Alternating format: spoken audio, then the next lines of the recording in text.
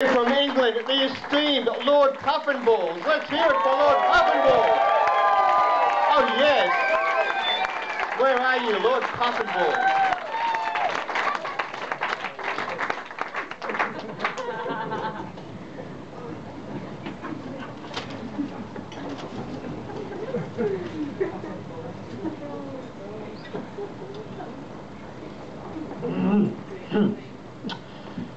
Well, good evening. Allow me to introduce myself. My name is Lord Puffinballs' Wealth. Currently I'm on loan from the Louvre. I realize that particularly doesn't make a lot of sense, but neither will the next 7 or so minutes. So, if you are easily confused, please do fuck off. Go on, off you fuck. Now, I usually reside, of course, at Puffinballs Manor, which is located on the surface of the moon itself, but is easily reachable through a tunnel in South London.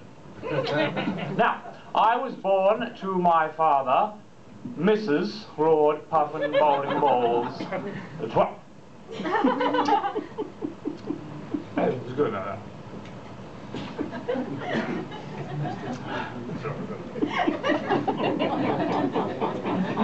No, yes. I was born to my mother, Mrs. Lord Puffinballs herself, who was not so much a cat, more a room where you could handle the mafia and copies of the New Yorker dating back to the 1300s.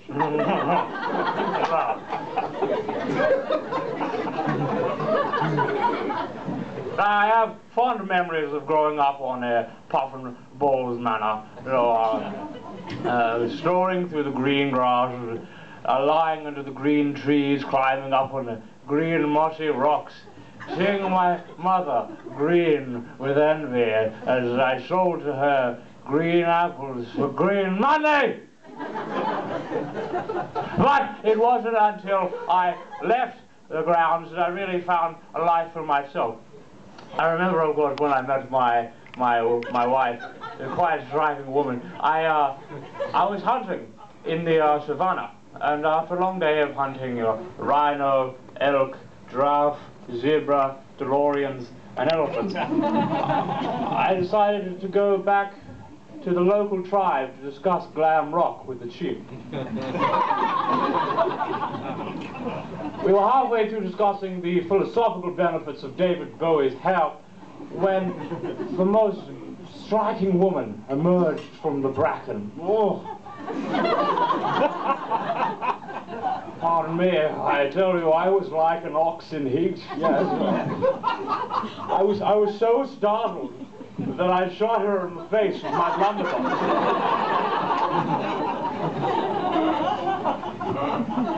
but felt it was now my duty to marry this terrifying and captivating woman. Oh, I must apologize, as I do have narcolepsy. Sorry, so what was I talking about? What? Right, narcolepsy, yes. I have narcolepsy. It only lasts a few seconds, but I always wake up talking about something completely opposite. You know, I remember the worst time when it happened. I was getting married to my terrifying wife, and the minister looked down at me, and he said, well, I was very tall at the time, so, you know, it just seemed right. Making love to anything other than a giraffe would have just been awkward. You look confused. Oh, did it happen again? Oh, good. What was... Marriage! Yes. The minister said, do you take this man to be your lawfully wedded husband? She grunted something along the lines of yes. And he turned to me and he said, do you take this woman to be your lawfully wedded... Vicious, this intelligent fish in the attic again, and they've stolen all of my pornography. was that? That's right, I remember what I was talking about. One evening, me and the chaps got spectacularly high on bullshark testosterone. The thing about bullshark testosterone is it makes you extraordinarily randy. So me and the chaps decided to sally forth into the town, find some attractive teenagers, which we did find. We knocked them out. We took them to the secluded woods and hunted them for sport, which is the only real way to get off these days. So I remember about an hour into the hunt, I came across this poor young blighter. He had his leg caught in a bear trap. Blood running down his leg, tears streaming down his face, and fear in his eyes.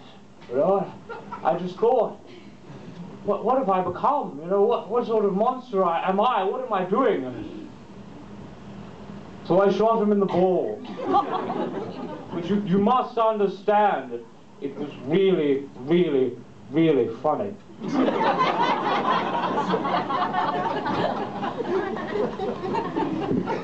I suppose I should be getting on. I have to get back and walk my wife. But I'll leave you with a story that my father told me when I was a lad. A long time ago, there was this old woman. She smelled terrible. Thank you.